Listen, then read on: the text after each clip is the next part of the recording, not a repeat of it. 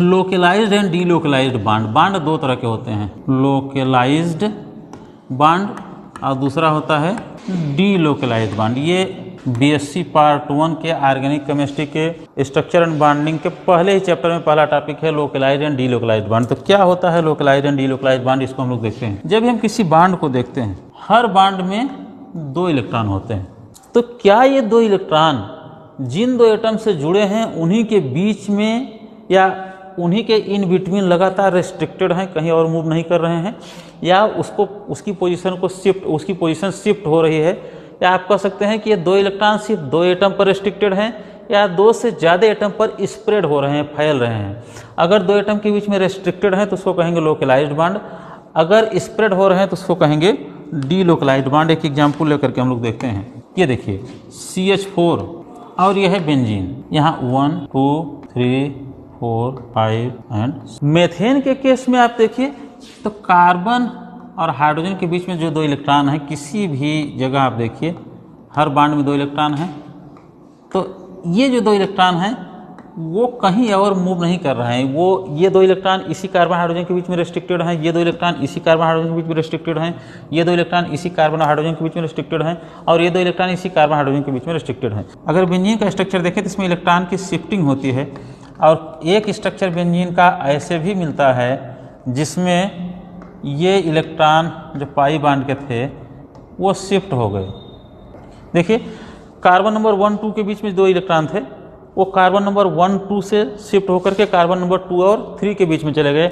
इस तरह carbon number 3 4 के बीच में जो 2 इलेक्ट्रॉन थे वो शिफ्ट होकर के 4 5 के बीच में आ गए। कार्बन नंबर 5 और 6 के बीच में जो 2 पाई इलेक्ट्रॉन थे वो शिफ्ट होकर के 6 और 1 के बीच में आ गए। ये आपस में लगातार इंटर कन्वर्ट होते रहते हैं। तो आप कह सकते हैं कि ये 2 इलेक्ट्रॉन जो कार्बन नंबर 1 और 2 के बीच में थे वो इस तरह से शिफ्ट हो रहे हैं कि कार्बन नंबर 1 से लेकर के कार्बन नंबर 3 तक इनका प्रभाव है। कभी कार्बन नंबर 1 2 के बीच में रहते हैं, कभी कार्बन नंबर 2 3 के बीच में रहते हैं। ठीक इसी तरह से कार्बन नंबर 3 4 का इलेक्ट्रॉन कभी 3 4 के बीच में रहता है, कभी 5 4 5 के बीच में रहता है। कार्बन नंबर 5 6 का इलेक्ट्रॉन कभी 5 और 6 के बीच में रहता है, कभी 6 और 1 के बीच में शिफ्ट होता रहता है। तो ऐसे इलेक्ट्रॉन को डीलोकलाइज्ड पैरा ऑफ इलेक्ट्रॉन कहते हैं, और ऐसे इलेक्ट्रॉन को हम लोग लोकलाइज्ड पैरा ऑफ इलेक्ट्रॉन कहते हैं। तो कहाँ कहाँ डीलोकलाइजेशन पॉसिबल है, किस वजह से डीलोकलाइजेशन होता है, इसको हमको अलग अलग टॉपिक में पढ़ना है। डीलोकलाइजेशन पॉसिबल है रिजोनेंस के द्वारा, डीलोकलाइजेशन पॉसिबल है हाइपर कॉन्जुगेशन के द्वारा, एंड डीलोकलाइजेशन पॉसिबल है मेसोमेरिक इफेक्ट के द्वारा। क्या एविडेंस है डीलोकलाइजेशन के कि डीलोकलाइजेशन होता है कि डीलोकलाइजेशन नहीं होता है? अगर आप बेंजीन के केस में देखेंगे तो बेंजीन में डीलोकलाइजेशन ऑफ पाई इलेक्ट्रॉन्स होता है, जिसको हम लोग रेजोनेंस कहते हैं, रेजोनेंस के द्वारा होता है। तो बेंजीन के स्ट्रक्चर को आप देखिए तो बेंजीन में ऐसे स्ट्रक्चर को जो केकुलो स्ट्रक्चर इसको देखने में लगता है कि carbon number 1 2 3 4 5 and 6, carbon number 1 2 के बीच में डबल बॉन्ड है, कार्बन नंबर 2 3 के बीच में सिंगल बॉन्ड है। तो आप कह सकते हैं कि 3 सिंगल बॉन्ड आपको दिखेंगे कार्बन कार्बन के बीच में, और 3 आपको डबल बॉन्ड दिखेंगे।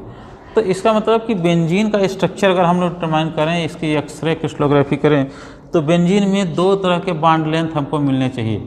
एक कार्बन कार्बन सिंगल बॉन्ड का बॉन्ड लेंथ जो 1.54 एंगस्ट्रॉम होता है, एक कार्बन कार्बन डबल बॉन्ड का बॉन्ड लेंथ जो 1. लेकिन जब बेंजीन का बॉन्ड लेंथ डिटरमाइन किया जाता है कार्बन कार्बन का, तो आता है कार्बन कार्बन का bond length 1.39 angstrom.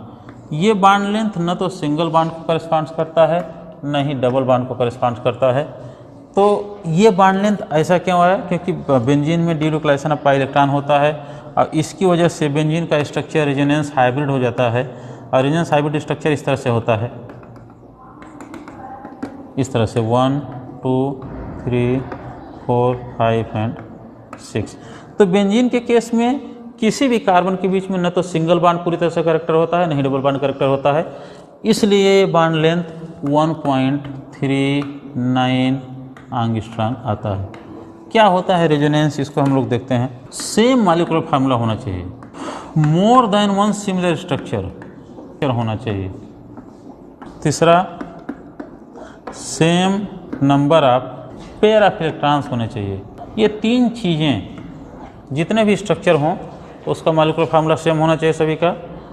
More than one similar structure हों, एक से ज़्यादा स्ट्रक्चर हों जो सिमिलर होने चाहिए। Same number of pi electrons होने चाहिए या same number of pair of electrons होने चाहिए, लेकिन उनका पेयरिंग अरेंजमेंट सिर्फ अलग अलग हो, तो ऐसे स्ट्रक्चर को हम लोग रेजोनेंस के नाम से जानते हैं।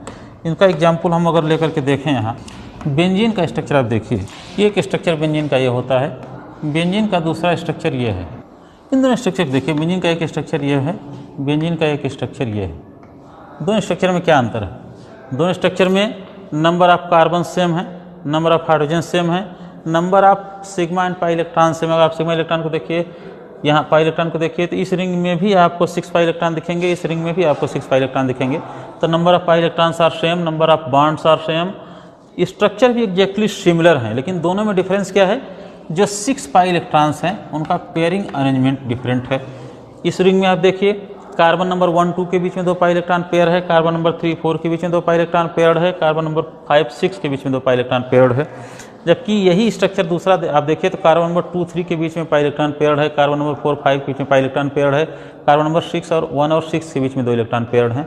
तो सिर्फ पेयर ऑफ इलेक्ट्रॉन का पेयरिंग अरेंजमेंट डिफर कर रहा है, तो ऐसे स्ट्रक्चर को हम लोग रेजोनेंस के नाम से जानते हैं। इसके और भी बहुत सारे एग्जाम्पल हैं, मैं इसको दिखाता हूँ। अगर आप कार्बोनेट का स्ट्रक्चर देखिए, RCOO-,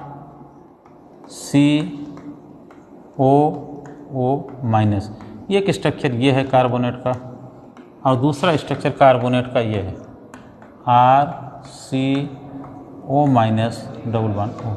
इन दोनों स्ट्रक्चर में क्या डिफरेंस है? ये स्ट्रक्चर 1 है, ये स्ट्रक्चर 2 है। दोनों स्ट्रक्चर में सिर्फ डिफरेंस एक ही है कि दोनों स्ट्रक्चर में का मॉलिक्यूलर फार्मूला सेम है, स्ट्रक्चर भी सिमिलर हैं, दोनों के स्ट्रक्चर भी एग्जैक्टली वैसे ही दिखते हैं।